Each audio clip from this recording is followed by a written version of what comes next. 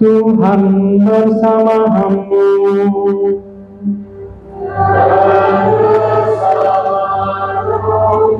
Inilah Injil suci menurut Santo Yohanes.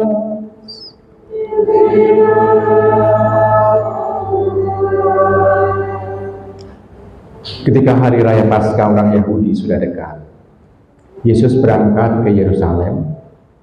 Di halaman bait suci didapatinya pedagang-pedagang lembu, domba, dan merpati, serta penukar-penukar uang duduk di situ. Yesus membuat cambuk dari tali, lalu mengusir mereka semua dari bait suci dengan semua domba lembu mereka. Uang para penukar dihamburkannya ke tanah dan meja-meja mereka dibalikkannya. Kepada pedagang-pedagang merpati ia berkata, "Ambil semuanya ini dari sini, jangan kalian membuat rumah Bapakku menjadi tempat berjualan." Lalu teringatlah murid-murid Yesus bahwa ada tertulis, "Cinta untuk rumahmu akan menghanguskan aku." Tapi para pemuka Yahudi menantang Yesus, katanya, "Tanda apakah yang dapat engkau tunjukkan kepada kami bahwa engkau berhak bertindak demikian?" Jawab Yesus kepada mereka, "Runtuhkanlah bait suci ini, dan dalam 3 hari aku akan mendirikannya kembali." Lalu kata orang Yahudi kepadanya, 46 tahun orang mendirikan bait suci ini dan engkau dapat membangunnya dalam 3 hari. Tetapi yang dimaksudkan Yesus dengan bait suci ialah tubuhnya sendiri. Karena itu sesudah Yesus bangkit dari antara orang mati, barulah murid-muridnya teringat bahwa hal itu telah dikatakan Yesus. Maka mereka pun percaya akan kitab suci dan akan perkataan yang telah diucapkan Yesus. Sementara Yesus tinggal di Yerusalem selama hari raya Paskah, banyak orang percaya dalam namanya karena mereka telah melihat tanda-tanda mujizat yang diadakannya. Tetapi Yesus sendiri tidak mempercayakan dirinya kepada mereka karena ia mengenal semua manusia dan karena tidak perlu seorang pun bersaksi kepadanya tentang manusia, sebab ia tahu apa yang ada di dalam hati manusia. Demikianlah sabda Tuhan.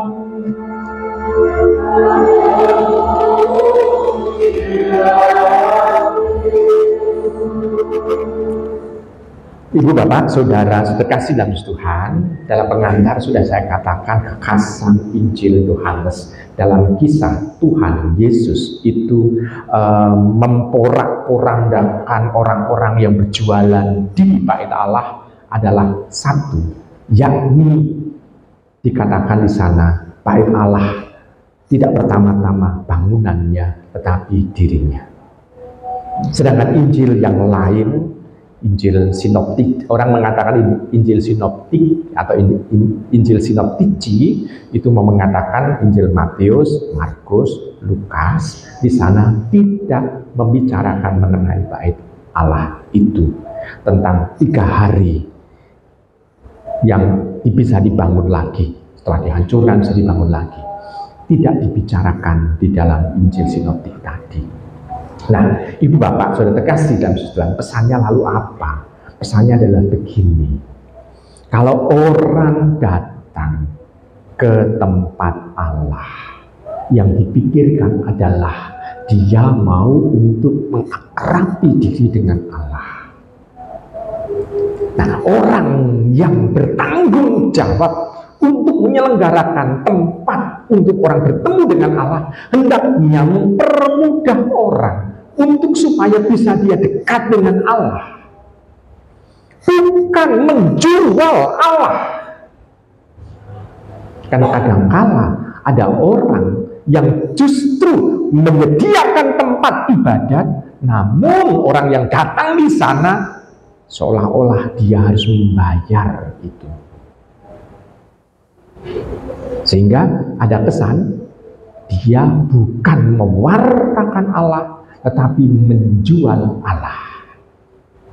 Dan seolah-olah kalau itu gereja, seolah-olah gereja menjadi PT. Artinya perseroan terbatas yang menjual Allah, mensuplai Allah, supaya Allah itu bisa dimiliki oleh orang lain. Ibu, bapak, saudara terkasih dalam Tuhan, untungnya di gereja kita tidak. Orang bisa ketemu dengan Allah. Kenapa? Kalau orang masuk gereja, tempat kita, orang sudah langsung merasakan dalam tanda kutip aura kehadiran Allah. Kenapa? Karena ada tabernakel. Sehingga orang pasti setiap masuk gereja pasti sudah pasang aspek hormat. Sehingga gereja bukan ruang pertemuan, bukan tempat untuk orang memainkan musik juga, tetapi orang mau ketemu dengan Allah. Beda kalau gereja itu tidak ada tabernakel. Masuk gereja, ya masih bisa peteng-tenteng. Kenapa? Karena tidak ada lagi yang dihormati. Salib pun juga tidak menandakan ini salib Tuhan. Kenapa? Karena tidak ada korpusnya. Sedangkan kalau kita ada korpusnya, maksudnya ada tubuh Tuhannya di dalam salib. Sehingga bisa menampakkan di situ yang mau kita hadapi adalah Tuhan. Nah, bait Allah demikian juga. Orang mau datang ke bait Allah, mau ketemu dengan Allah yang ada di tempat paling suci dalam bait Allah itu. Bukan justru bait Allah, tempat yang paling suci itu dipakai untuk tempat mencari nafkah duniawi. Ibu, bapak, saudara terkasih, bisa diandaikan orang yang jualan binatang yang mau dikurbankan di bait Allah, harganya pasti melebihi dari binatang-binatang yang di luar. Falas, penukar uang. Kenapa harus ada penukar uang di sana? Karena uang kolekte yang berlaku di bait suci itu tidak bisa menggunakan mata uang Romawi, hanya menggunakan mata uang orang-orang Ibrani. Sehingga jual beli di luar, di pasar di luar menggunakan mata uang Romawi. Maka kalau mau orang itu memberikan persembahan kepada bait Allah, maka dia harus menukar ke orang penukar uang itu supaya uang itu bisa dipakai untuk persembahan. Yang menentukan kursnya siapa? Imam-imam kepala. Maka imam-imam di situ kan diuntungkan dengan nilai falas itu, tukar uang itu. Berarti tampak bahwa orang yang justru memperkaya diri dengan kehadiran tempat ibadat itu bukan umat, tetapi siapa? Pemimpin-pemimpin agama. Nah, ibu, bapak, saudara terkasih dalam Tuhan, seandainya saya menjadi imam yang kolot, seandainya ya ini ya,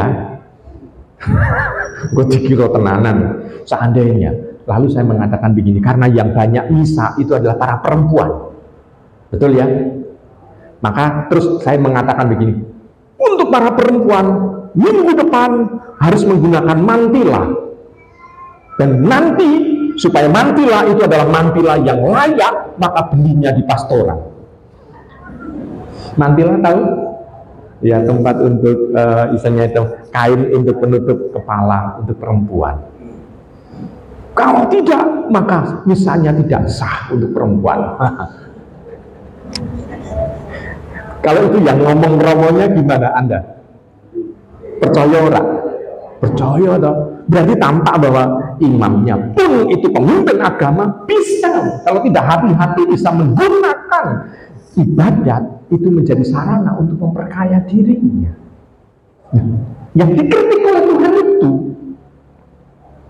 Lalu sekarang kalau konteksnya bait Allah adalah dirinya, maka dia menginginkan supaya gereja yang tempat di mana orang bisa bertemu dengan Tuhan Yesus jangan dipakai untuk itu. Biarlah orang kalau ketemu dengan Tuhan Yesus ya ini. Maka bait Allah yang sesungguhnya adalah kehadiran Allah. Bukan gedung bangunannya, tapi kehadiran Allah. Kalau Anda datang ke gereja dan saat itu tabernakel kosong, rasanya bisa berdoa, bisa merasakan berdoa kepada Allah? Enggak. Karena kehadiran tubuh Tuhan itu sungguh-sungguh membuat suasana. Anda memasuki ruang adorasi yang ada sakramen Maha Kudus, Anda bisa merasakan dalam tanda kutip aura kehadiran Allah di sana. Allah hadir, Allah menyapa, Allah menunggu kehadiran kita. Nah, di situ kita bisa melihat luar biasanya Allah.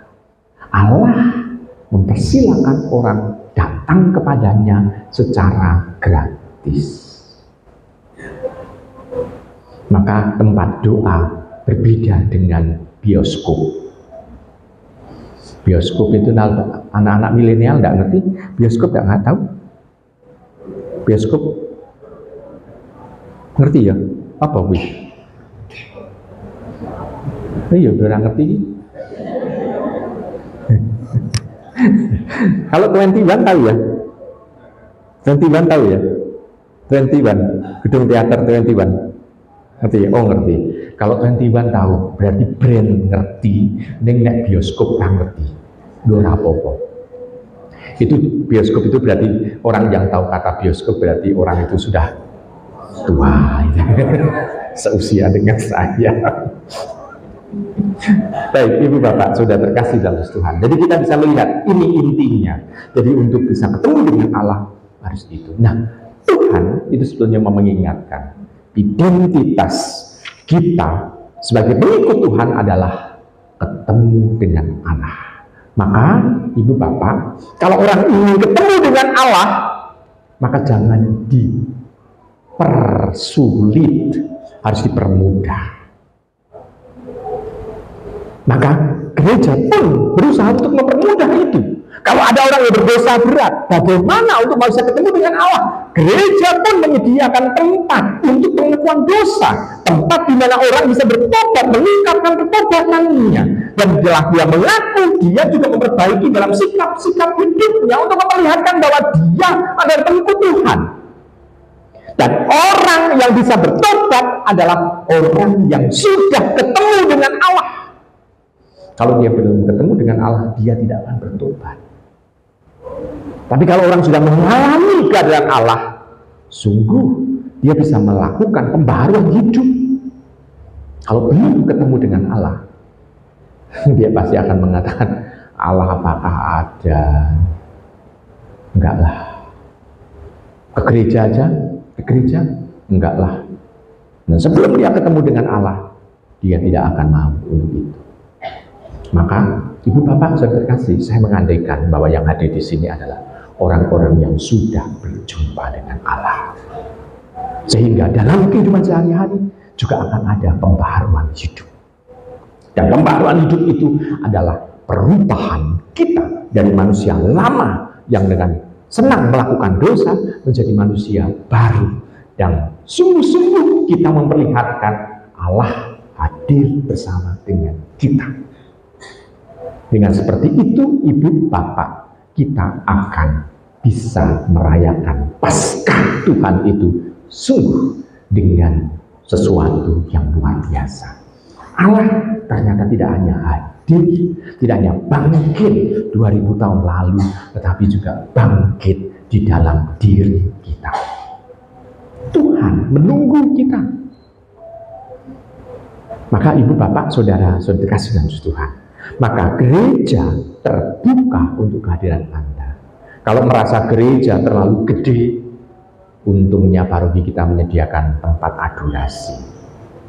Tetapi saya juga mikir, apakah umat betul menyediakan membutuhkan tempat adorasi? Kenapa? Karena dipakainya hanya pada saat Jumat pertama saja kok.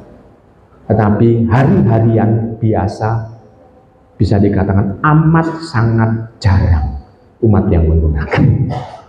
Bisa dikatakan amat, masih tambah sangat jarang digunakan. Maka mungkin besok lagi kalau gereja membutuhkan atau paroki membutuhkan tempat pertemuan, mungkin itu dirombak jadi kelas saja mungkin bisa gitu ya. Karena umat tidak lagi butuh mungkin tempat adorasi untuk berdoa.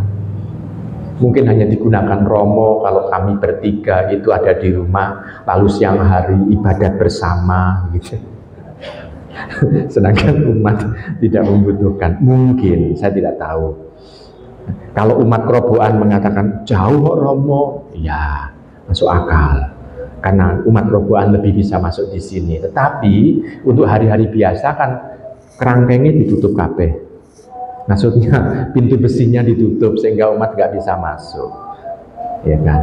Ibu, bapak, saudara terkasih dalam Tuhan. Maka Tuhan sudah menunggu kehadiran kita. Kita bisa mengatakan begini, Romo, bukankah ketemu Tuhan itu bisa di rumah, Romo? Nggak perlu pergi ke gereja.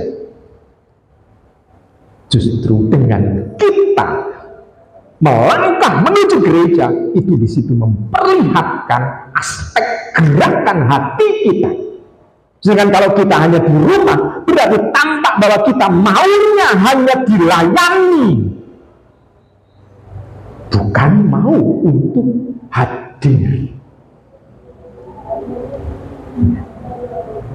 Orang yang sudah sepuh atau dia mungkin kena stroke, tidak bisa jalan ke gereja, untuk berjalan saja sulit, dia bisa didatangi oleh Tuhan dengan menerima komuni, tapi karena keterbatasannya. Tetapi kalau kita lalu mengaku bahwa oh saya bisa berjumpa dengan Tuhan, ya orang itu. Tetapi perlu diingat bahwa sikap kita memperlihatkan aspek yang ada di dalam hati kita. Apakah kita mau sikap untuk mau ketemu dengan Tuhan dalam gereja? Dan dalam gereja itu ternyata kita bisa melihat dan merasakan kehadiran Tuhan tidak hanya di tabernakel, tetapi juga dalam hati setiap jemaat beriman yang kita jumpai. Sapaan-sapaan dari rekan-rekan kita, jemaat yang sama dalam satu gereja kita, di situ tampak bahwa Tuhan juga menyapa kita. Nah, di situ kita bisa merasakan bahwa kasih Tuhan ternyata itu mudah untuk kita rasakan. Maka kalau masih ada orang yang mengatakan oh kasih Tuhan itu ternyata sulit kita dapat, oh berarti tampak bahwa orang itu jarang berjemaat, artinya jarang berkumpul. Sehingga kita bisa melihat tanda-tandanya. Kalau orang-orang Yahudi kan seringkali melihat tanda-tandanya, kita pun juga bisa melihat tanda-tandanya, ini orang beriman atau tidak. Maka itu Bapak, Saudara terkasih, marilah kita memperlihatkan tanda bahwa kita adalah pengikut Tuhan. Dengan seperti itu, kita akan mampu untuk bisa menangkap kehadirannya. Selamat merenungkan.